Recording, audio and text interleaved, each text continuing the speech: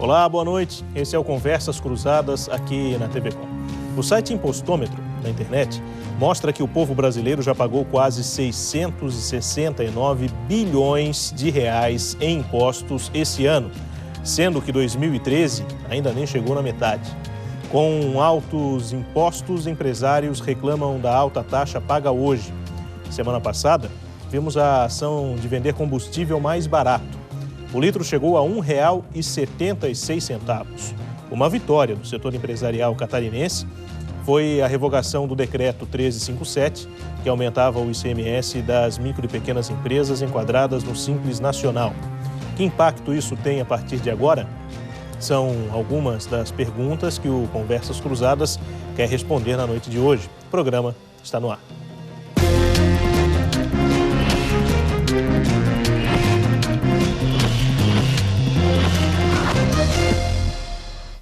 O Conversas Cruzadas, lembrando que tem e conta com a sua participação pelo e-mail conversas@tvcom.com.br, pelas nossas redes sociais ou ainda pelo telefone, que você pode utilizar para conversar aqui conosco, deixar sua pergunta, sua sugestão e interagir conosco. O programa de hoje recebe Vicente Lisboa Capella, advogado tributarista e professor da Unisul, Sérgio Medeiros, presidente da Federação das CDLs aqui de Santa Catarina, Quissal Tais, advogado e empresário lojista, e Flávio Felipe, secretário de Comunicação e Capacitação do CDL Jovem, que é o grupo que organizou a ação dos combustíveis mais baratos aqui em Santa Catarina.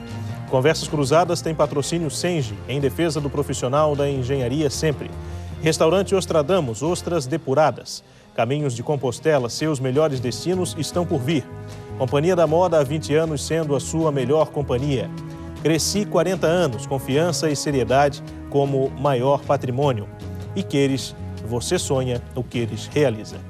Queria começar o nosso debate de hoje resgatando esse fato recente de nós termos mais um dia da liberdade de impostos, que foi marcado aí pela ação de comercialização de alguns produtos, e a gasolina talvez tenha sido mais expressivo, sem o peso da carga tributária. O resultado foi o litro do produto sendo vendido a R$ 1,76. A iniciativa foi do CDL Jovem, e o Flávio Felipe, que está aqui conosco, secretário de Comunicação e Capacitação do CDL Jovem, pode nos explicar, Flávio, boa noite, como é que foi essa ação, como ela foi idealizada e principalmente os resultados dela quando vocês a fizeram? Sim.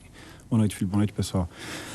A gente fez esse evento no dia 22, agora quarta-feira, onde a gente tirou os impostos, que esse ano estava em 32%, 32,18%, e a gasolina do posto, que foi parceiro, estava a 2,59%.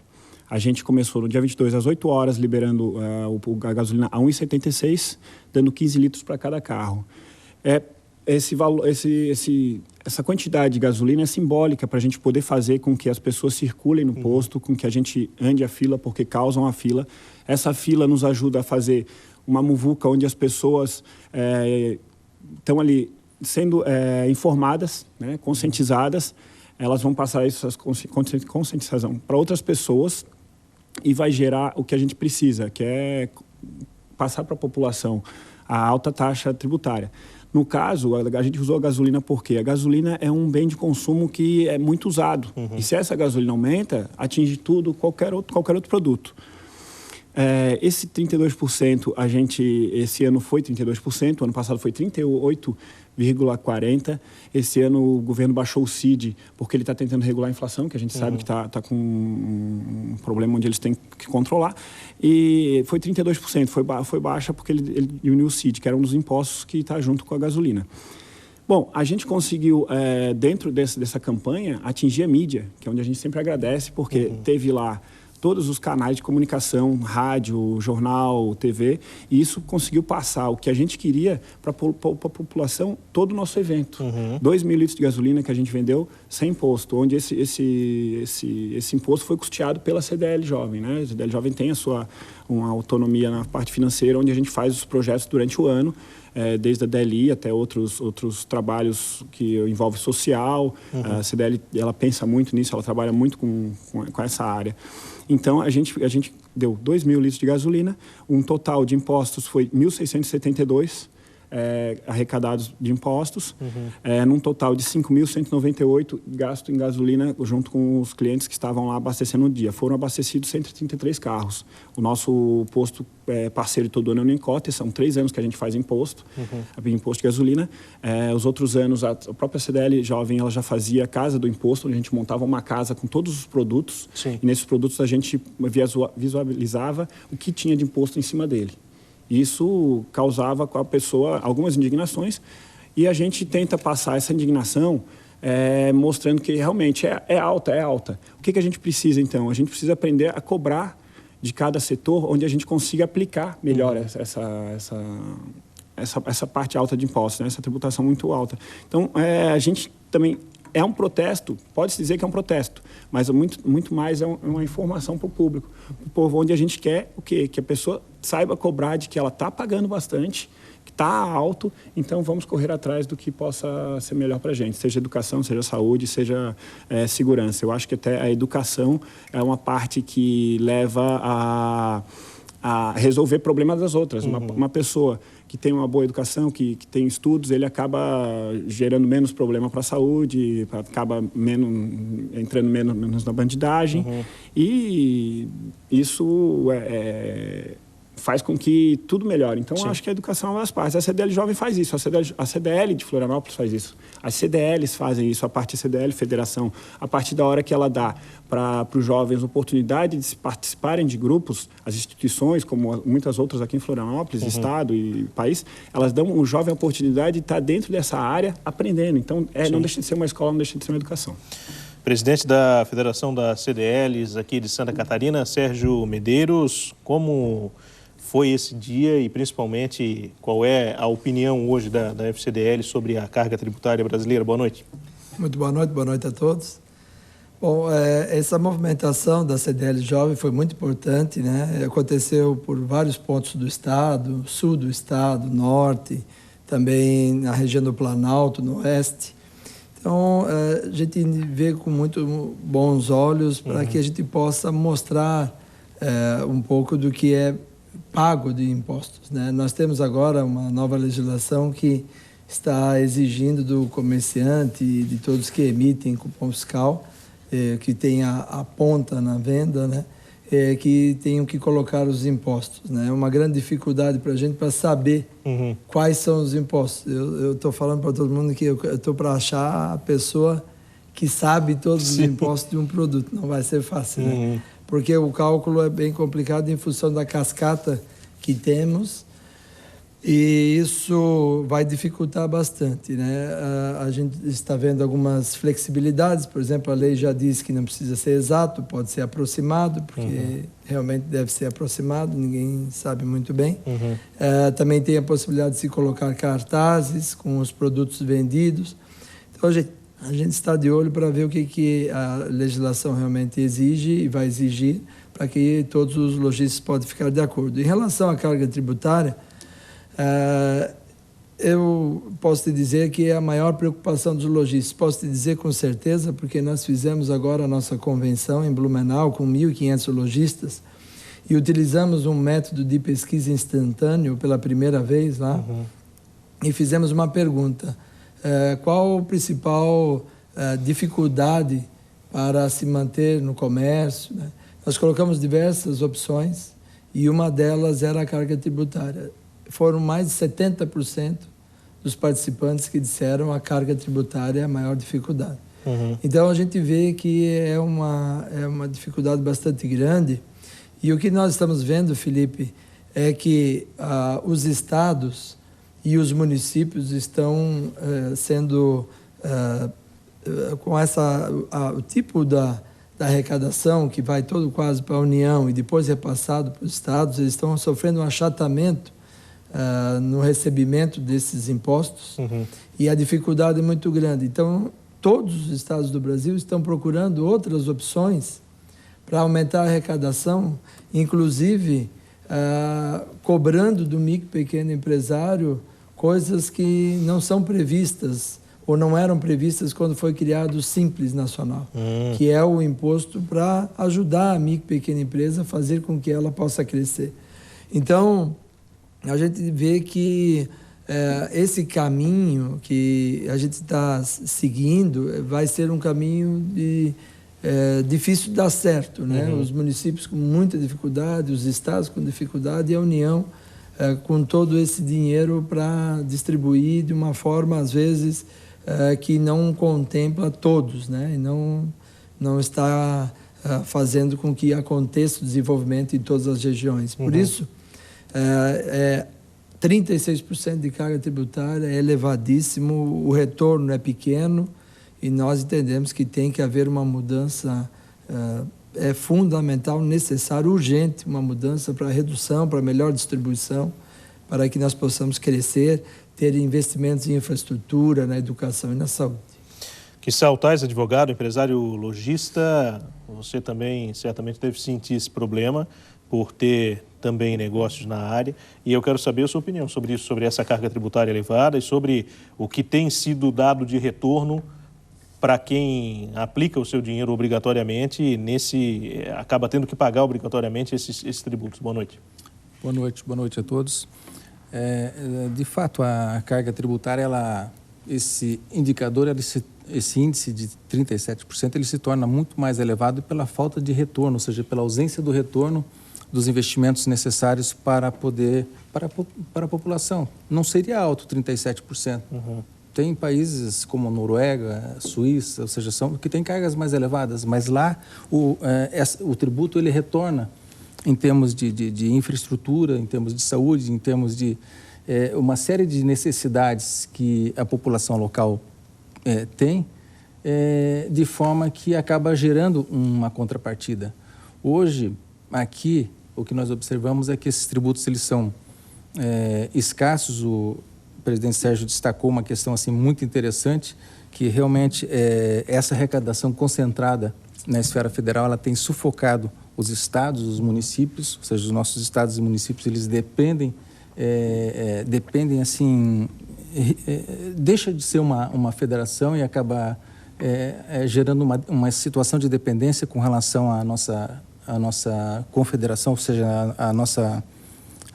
ao governo federal, de forma que os limites de responsabilidade fiscal, observamos isso agora, o estado de Santa Catarina passa por um problema muito sério com relação a essa situação, porque não consegue arrecadar o suficiente para alcançar esse limite.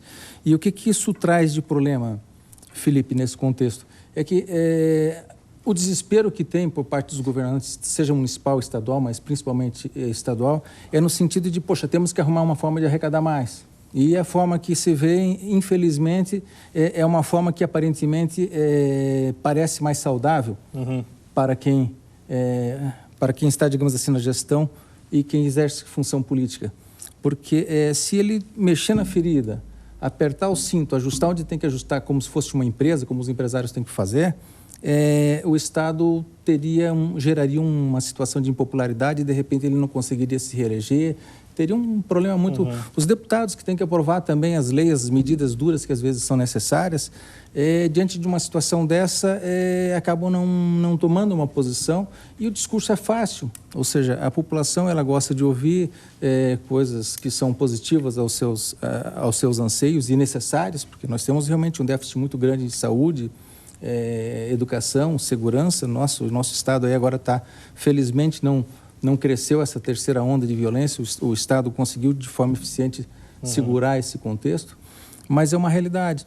E essa falta de recursos por parte dos Estados também gera um outro problema, é a ausência de investimentos em infraestrutura, porque o que nós observamos hoje é uma preocupação muito grande com relação aos gastos. Gasta-se numa série de questões, mal gasto porque não há um investimento na base para preparar a nossa economia para o futuro. Isso é como se fosse um orçamento doméstico, ou seja, o orçamento de qualquer empresa. Você tem um volume de arrecadação e você tem um volume de despesas, né? Se esse volume de despesas ele se eleva, ou seja, ele é maior do que o que você arrecada, algo está errado. Lá na frente vai dar um problema, você vai queimar suas reservas. E se você não gasta um pouco desses recursos para preparar novos investimentos, ou seja, para fazer com que a iniciativa privada possa desenvolver, possa crescer, cumprir a sua função social, ou seja, de alavancar novas oportunidades de emprego, negócios, renda, né? Essa carga tributária vai ficar minguada. E não adianta simplesmente elevar o tributo, ou seja, a alíquota do imposto para que essas empresas arrecadem, se não tem essa contrapartida de infraestrutura. Esse é um custo extra que as empresas, que os empresários acabam tendo que absorver. E eu diria que seria até uma situação assim inversa em termos de resultados, ou seja, podemos dizer que há uma sonegação de serviços públicos essenciais por parte do poder público em relação aos contribuintes, né? E isso é uma questão que exige medidas duras, concretas, sérias por parte dos administradores, por parte dos nossos políticos, só que infelizmente, essas medidas elas não têm muitas vezes uma boa receptividade por parte da população e até eu faço de vez em quando um exemplo assim com relação à família, aos filhos, né? Se o seu filho, se você der tudo que você quer, que o seu filho pede ou anseia, você vai estar sendo um bom pai, está dando tudo que ele pede, mas será que isso é ser um bom pai? Né? Muitas vezes ele tem que segurar, não, isso aqui não vai fazer bem para você, para o teu futuro isso vai fazer mal. Até essa, digamos assim, a posição que eu vejo que o Estado deveria de ter com relação aos seus contribuintes. Tem certas situações que são importantes, ou seja, tem que tomar medidas duras, fortes, às vezes antipáticas, né? E isso tem que ser feito. Agora, o problema é que nós temos uma estrutura política também que sempre temos ali aquele trabalho para uma reeleição, né? E isso acaba sendo nefasto. A gente vai entrar daqui a pouco nessa temática em especial de mudança de gestão ou de visão da gestão pública para tentar melhorar um pouco mais essa situação do que é oferecido com o que se arrecada e o porquê do crescimento na arrecadação e nem sempre um crescimento, por outro lado, por parte do que é oferecido pelo governo. Eu queria ouvir o advogado tributarista, professor da Unisul, Dr. Vicente Lisboa Capella, que também está aqui conosco. Doutor Vicente, qual é a maior expectativa que nós temos hoje, justamente ligada à possibilidade de melhoria da carga tributária, de reforma tributária e outras mudanças que podem efetivamente reduzir o que o brasileiro paga hoje de tributo? É possível caminhar nessa direção, reduzir o que se paga de imposto hoje, ou isso é utópico o bastante para a gente não pensar nisso? Boa noite. Boa noite, Felipe. Boa noite a todos. Felipe, a gente fala... o poder de tributar envolve o poder de destruir. Isso é a primeira coisa que o Estado tem que entender quando o empresário está dizendo que a maior dificuldade dele é a questão tributária. Isso está claro qual é o risco que o governo tem na hora de botar a mão e de espremer demais. Tá? Se fala em reforma tributária, é um negócio interessante. Todo mundo é a favor. Mas como é que alguma coisa que todo mundo é a favor não vai para frente? Sim. Né? Durante muito tempo se discutiu que os estados tinham interesse numa reforma tributária, municípios outros, a União outros, os empresários viam sempre a reforma tributária como uma tentativa de reduzir. Nós chegamos num ponto que a Federação das Indústrias do Paraná já não está mais tentando reduzir. Está dizendo o seguinte, olha, eu quero facilitar, eu quero simplificar, porque a dificuldade que se cria gera um custo tão grande para as empresas que não é só o custo do pagamento do tributo, é envolver o profissional, é ter alguém capacitado a atender essa rotatividade de normas. A gente falou sobre a questão tributária, está se tentando uma reforma tributária há muito tempo. Tá? O problema é o seguinte, o governo federal, na grande maioria das vezes, tem optado por reformas pontuais. E isso acaba criando um Frankenstein, porque, primeiro, vamos atuar só nas montadoras. Benefício para montadoras, tira da regra geral e faz uma regra específica para as montadoras. Ótimo. Então, agora o próximo. O próximo vai ser construção civil. E aí cria uma regra própria para a construção civil. Tivemos agora uma modificação recente em relação à contribuição previdenciária desse tipo de empresa. Ótimo. Vamos para a próxima, então. Então, agora nós vamos fazer uma desoneração do PIS e da COFINS de transportes urbanos. Mas aí a gente cria um negócio tão difícil. Hoje a gente tem advogados, tributaristas, especialistas em impostos federais. Porque está ficando tão complicada a situação que a gente tem que especializar dentro da especialização. E o governo não percebe que ele quanto mais ele dificulta, mais ele também tem problemas na arrecadação, porque também o fiscal é uma pessoa como nós. Não é que porque saiu a publicação que ele já sabe como aplicar. Ele também tem que estudar isso tudo. Então, isso gera um transtorno para todos. O governo tem feito incisões pontuais em setores. Isso é ruim, porque acaba... O setor que é atendido, ele se sente menos onerado, né? Mas se o resto da população é só quem berra mais, é quem vai receber. Então a gente vê, por exemplo, essa questão do PIS e COFINS nos transportes urbanos, é porque a gente sabe, a gente viu o que acontece quando aumenta a passagem de ônibus. Não tem nada mais tão perceptível de uma movimentação da sociedade quando acontece isso. Agora, os empresários de Santa Catarina tiveram uma vitória relevante em relação ao diferencial de alíquota. Tu começaste falando sobre isso, a gente pode voltar depois. Mas essa vitória é do empresário e da sociedade. O Brasil não tem a cultura de afrontar o governo, mas afrontar na defesa dos seus interesses. A gente passou por muito tempo aí aceitando modificações. Talvez a grande momento que a gente viu isso acontecer, a Fiesp... O governo Lula precisava prorrogar a CPMF, a Fiesp começou com o programa Show CPMF. O pessoal ria do presidente. Tu nunca vem se prorrogando a CPMF há não sei quanto tempo. Tu acha que agora o governo Lula vai perder? Foi a maior derrota do governo Lula. Sim. A sociedade mostrou que unida consegue exigir mudanças. Então, essas atividades de demonstrar para a população quão grave é a carga tributária, quanto ela deixa... Porque, assim, o Brasil, ele tributa pouco a renda e muitos produtos. Isso acaba fazendo com que aquela pessoa que consuma toda a sua renda em produtos, alguém de baixa renda, feijão, arroz, ele deixa proporcionalmente muito mais em tributos do que alguém de alta renda, porque o consumo de arroz não vai mudar em virtude da quantidade de renda. Então, são situações que a gente percebe que o governo merece uma atenção e agora já não está nem tentando abaixar, está se tentando, vamos tentar pelo menos facilitar, simplificar, porque já não tem mais condição de ser do jeito que está. A gente está discutindo aqui no Conversas Cruzadas sobre a carga tributária brasileira. Recentemente nós tivemos aí a comemoração do Dia da Liberdade de Impostos, uma data que marca o dia do ano em que o trabalhador pagou todos os seus impostos desde o começo do ano até essa data. A partir daí é que ele começa efetivamente a ter lucro, numa comparação que se faz com frequência. A gente vai para mais um intervalo e para o primeiro, aliás, aqui do programa de hoje, e a gente volta em instantes com a continuação dessa discussão e também falando da legislação estadual, que recentemente também teve uma mudança na lei das micro e pequenas empresas em relação aos tributos. Em um instante.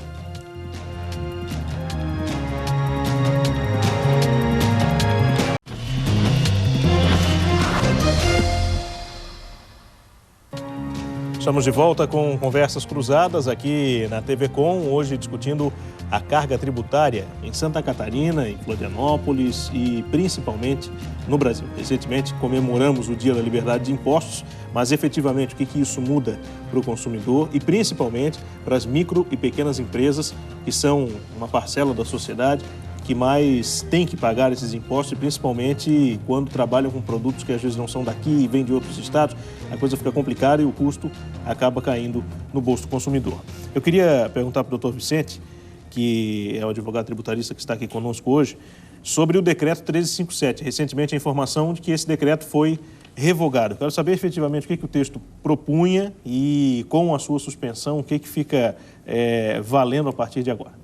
Felipe, para a gente falar sobre o que previa o texto, é interessante a gente falar que o ICMS é um tributo que incide sobre o valor agregado. Então, o empresário comprava um produto e revendia. Sobre essa diferença de preço, ele tinha que pagar o ICMS. O que o decreto previu? Quando se compra de um outro estado, a alíquota é um valor reduzido porque a diferença para o valor, para o preço final, é devido para o estado de Santa Catarina. Santa Catarina disse o seguinte: eu quero receber o valor antes mesmo que tu venda. É um pouco complicado, imagina o pequeno empresário que já tem o seu capital de giro todo destinado, ainda ter que adiantar o imposto de uma venda futura. Então, isso causou um transtorno sem tamanho a forma como foi feito também, a evolução disso foi uma forma meio atrapalhada, tá? Então a gente teve a publicação em janeiro para começar a valer em fevereiro começou a valer, em determinado momento disse, não, espera um pouquinho, não vale mais, vamos suspender, mas não, está fácil demais, vamos suspender retroativamente para aquilo que tudo se fez até agora, então assim, pronto, não teve desembolso efetivo, tá? O governo agora revogou, ótimo, reconheceu, acredito, reconheceu o seu erro, é ótimo, isso é um sinal de grandeza, né? Os empresários não tiveram desembolso efetivo com esse diferencial de alíquota, mas o custo da manutenção de todas essas, porque assim, todo o empresário ele foi conversar com o seu contador para saber qual era o reflexo disso, porque isso podia eventualmente inviabilizar a venda de um determinado produto, tá? Então, a vitória que se teve, que o Estado de Santa Catarina teve, que a sociedade organizada teve, nós temos que aplaudir, e isso prova que a organização, que a adoção de medidas como essa, de demonstrar qual é o valor do imposto, ela é fundamental. Tá? Muito bem. Só complementando assim, Vicente, com relação a essa questão também, que a gente observa o seguinte, né? Em se tratando de micro e pequena empresa, essa exigência de recolhimento desses valores, nessas alíquotas de ICMS que são comuns a uma empresa normal, mas não uma micro e pequena empresa, geravam realmente uma elevação violenta da carga tributária, porque existe a legislação federal, ela estabelece uma regra tributária específica para micro e pequenas empresas. Quando gerava essa obrigação de fazer esse recolhimento dessa diferença, estava obrigando essas empresas a pagar uma carga tributária que ela não estaria obrigada a pagar numa situação normal de compra e venda, seja de outro estado, dentro do estado. Quer dizer, ela tem uma alíquota específica para poder justamente cumprir a sua função social, ou seja, as microempresas elas têm uma função assim importante, até o Sérgio depois pode destacar em termos de números de empregos gerados no estado de Santa Catarina com relação não só no estado de Santa Catarina, no Brasil. Agora, era perverso justamente essa situação. Pegava essas microempresas, são pessoas assim que têm lá um número pequeno de colaboradores, têm uma atividade restrita, estão focadas na sua atividade fim, que é comprar e vender, ou seja, é isso que eles sabem fazer. O problema seria justamente agora numa situação ou seja, fazem essa compra e venda e numa situação dessa, de repente, como o doutor Vicente colocou, está focado no seu, ou seja, desviando a sua atenção para questões burocráticas, enquanto isso passa uma semana, um mês, e daqui a pouco o seu negócio está dando problema. Sim. E realmente assim, o pequeno empresário está focado ali justamente na compra, na venda, na sua atividade fim. E essas questões paralelas realmente tiram muita energia e muitos recursos e acabam prejudicando seriamente uma empresa. Sim, Felipe, eu gosto sempre de falar, quando eu falo disso, que o simples, o nome nunca foi tão bem dado a alguma coisa. É simples, é para ser simples, né? O pequeno empresário, ele não tem uma contabilidade de alto padrão. Sim. Normalmente, às vezes até ele mesmo faz sua contabilidade, ele não investe tanto porque não tem aquela capacidade de uma empresa normal. Então, o simples, quando foi criado, é um imposto seguinte: você fatura de 0 até 180 mil, você vai pagar 4% de imposto. Esse 4% sobre o faturamento da sua empresa. Aí você vai pagar imposto de renda, contribuição social, COFINS, PIS, PASEP, contribuição previdenciária e ICMS. Está tudo incluído. Sim. É tão simples. Faturou 4%, pagou, está em dia. A empresa está em dia.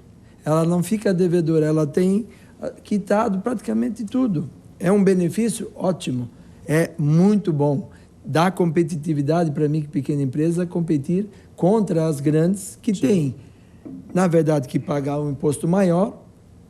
Em contrapartida, elas encontram uma viabilidade maior na compra, né? De um volume maior, elas conseguem negociar. Então, a gente estabelece com o simples um certo parâmetro de igualdade para que as duas continuem e as duas seguem o seu crescimento.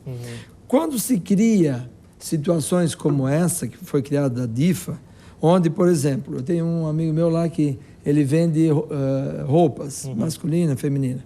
A esposa dele compra em São Paulo. Ela comprou em São Paulo, veio uma nota fiscal, então veio lá um vestido 12%, um outro vestido 4%. Por que é 4%? Porque é importado aquele vestido. Ela nem sabia, ela olhou lá, achou bonito, 4%. O que ele tem que fazer quando chega essa nota? Ele vai ter que olhar todos os produtos que foram 4, todos os que foram 12, fazer uma conta, pagar separado a diferença. Por exemplo, os produtos que eram 4% que ele comprou, ele vai ter que pagar mais 13%. Nossa. E os produtos que eram de 12, ele vai ter que pagar mais 5% para fechar os 7% do Estado. Sim. Sendo que ele pagava, no máximo, 3,95% do imposto pelo Simples, do ICMS. Então, uma elevação altíssima da carga, uma burocracia que eu tenho certeza que a maioria das empresas não tem essa capacidade, teriam que dar ao seu contador. Muitos dos contadores se negam até, não querem fazer porque não tem condições de fazer para todas as empresas. Então, é uma dificuldade para todos, né? E a gente está aí fazendo com que essas empresas fiquem cada vez, os proprietários dela, fiquem cada vez mais descrentes de ter um negócio próprio. Vamos partir para algo que seja público, né? E pegar um emprego, fazer alguma coisa, porque ser um empreendedor diante de uma situação que só aparece dificuldades é um desânimo. Claro. Então, além da alta carga, a gente está vendo uma grande burocracia em cima de algo que foi feito para ser simples. O que Sal falou sobre a importância, né, das micro e pequenas empresas e do comércio. Hoje, em Santa Catarina, 400 mil empregos são gerados. Né? 95% das empresas são micro e pequenas, 400 mil empregos de 1 a cada 4.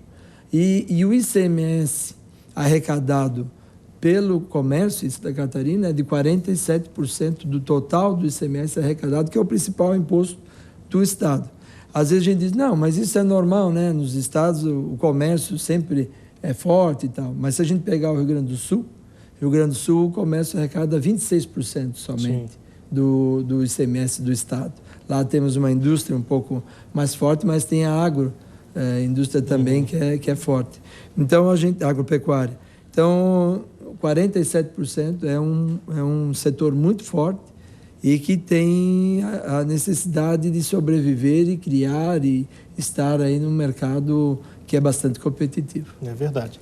A gente vai para mais um rápido intervalo aqui no Conversas Cruzadas, aguardando ainda a sua participação também pelas redes sociais e pelo telefone, para conversar conosco, deixar a sua opinião sobre o tema e principalmente fazer a sua pergunta. Daqui a pouco a gente vai falar um pouquinho sobre a redução desses impostos, repassada também para o consumidor, porque às vezes acontece a redução e nem sempre o preço é reduzido também para quem compra, quem consome esses produtos. Daqui a pouco, depois do intervalo.